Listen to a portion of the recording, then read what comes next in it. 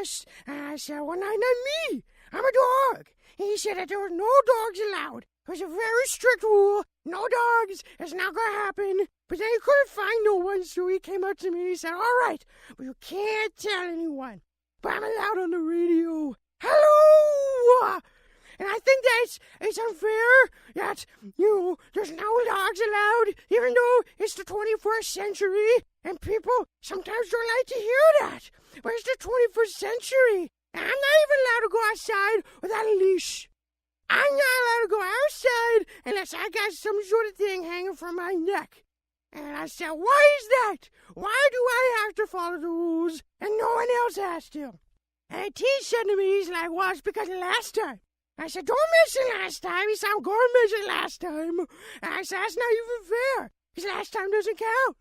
Last time there was a poker game, and there were 2 other dogs there. There was a raccoon, and there was a gnome, and there was a surly man named Charles. And there was a goldfish too. He was a nice talker. He was fun to talk to.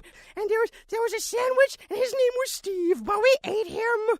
Charles fought us for him, and he wouldn't let us eat him. And then Charles ate him, so he didn't make it through the game.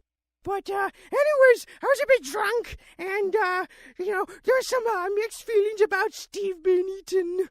And so, long story short, I got kicked out of there. And I didn't know where to go. I was scared. I was lost. And my ride was late. And so I started running around because I didn't know where to go. And so I found a place to sit down. And anyways, I'm not allowed back in Steak and Shake.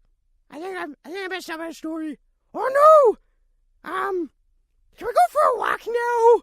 Can we just go outside? I want to go outside. That sounds like fun. Let's play outside. Let's go outside right now. Okay, hey, what's up, everyone? Yeah, it's still me, the Teej, here in the studio. That's right, coming to you live from the Chuck and Joe Show Studio, part of the Electronic Media Division at CCM.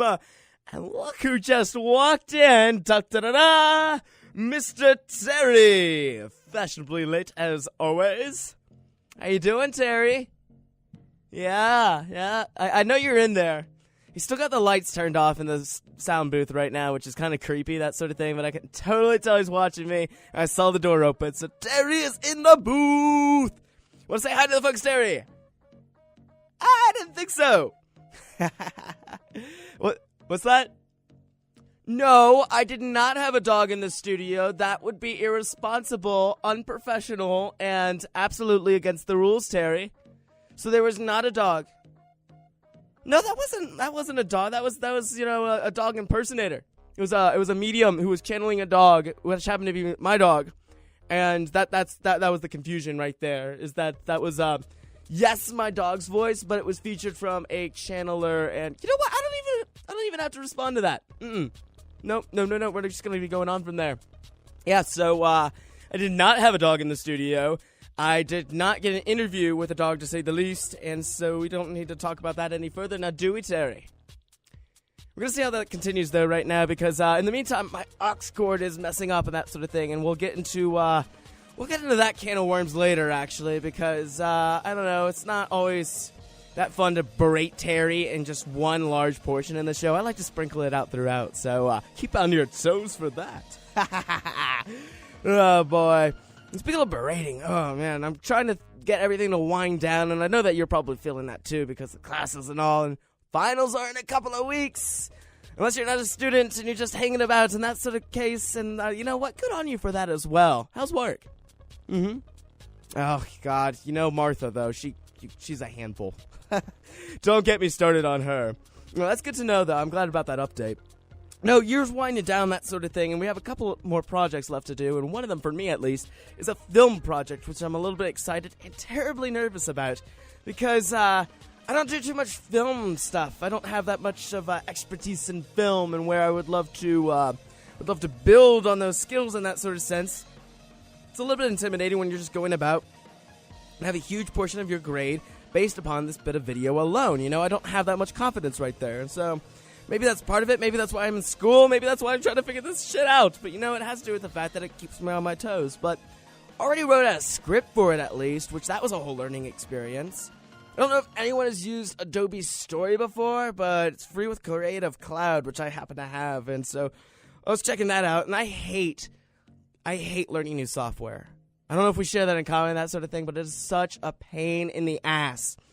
And what I especially hate is like when software will update itself and like there's these minuscule changes, or like when Facebook changes, its appearance just a little bit.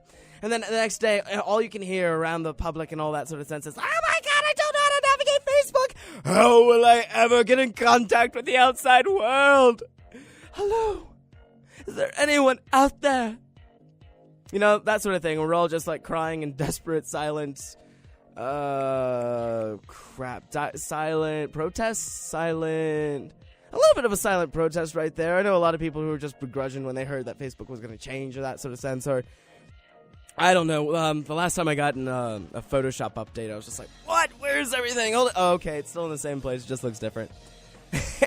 And I love that people, this has become so impactful on everyone's lives now, I hate it as much as the next bloke, but, let's be honest right here. We got to adapt to a certain extent. If we're already, especially media students around here, that sort of thing. If you're already being, overtaken by modern technology and you're a media student, things are looking pretty grim for the future, aren't they? And I shouldn't talk shit, because I am one of the worst when it comes to technology, that sort of thing right there. I prefer my pencil and paper more than anything else. Most of my stuff is handwritten the first time out, and that's what I did with that script there, and then I had to put it through the whole story process and that sort of thing right there, which, really, really easy once you get the hang of it and that sort of thing, and formatting is a pain in the ass in general, so if you can find anything that kind of helps up that whole process, it is very, very helpful and very, very, I don't know, just, it promotes such an ease and that sort of thing. I can't format worth crap. Most of you probably know that by taking a look at my website or something like that. It's just like, nope. It looks halfway attractive, and my patience is up. Means it's done. Fantastic. Oh, boy. I really can't deal with that kind of stuff. And so, in lieu of, getting prepared for this film project, that sort of thing, I'm thinking of, all the different little special effects that I can do to, throw into this project to really make it, to really sell it, that sort of thing right there. And it's going to be a bit of a horror story. I got that much down at least, and so I'm trying to come up with all these different gore effects. And of course it's, one of those collaborations, the group project, so people are looking around thinking, Teej, you might need to tone it down on the gore. I'm thinking, buckets of blood everywhere and all that sort of thing. It's gonna be great! And they're like, see how is that gonna be done? And maybe that's my fault right there. Maybe that's my problem, is that I like to think super big on these kind of things, and it's somewhat difficult to follow up on them. Especially if other people don't know what the hell you're talking about, right? Ooh.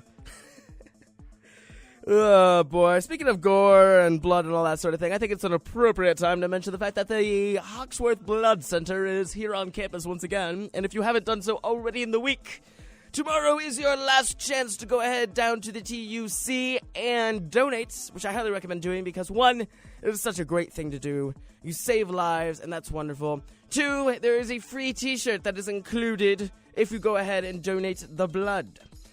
3, it is not going to any vampires. We have completely nullified that possibility right there. This is a non-vampiric blood drive.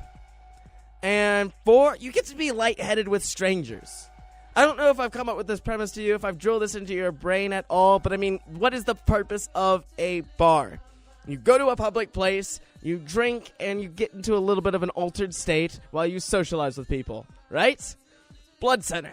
You go, you donate blood, you get a little bit lightheaded, and then you sit around and eat free snacks with a bunch of strangers, which you have the opportunity to then socialize with.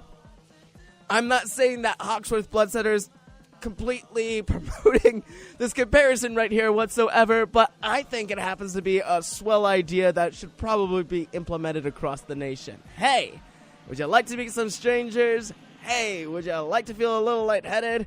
Hey, would you like to help people? It's all inclusive right there. It's like a 3-for-1 deal. Honestly, we're passing on the savings to you. Oh boy, no, I'm serious about that sort of aspect right there, but more than anything else, no.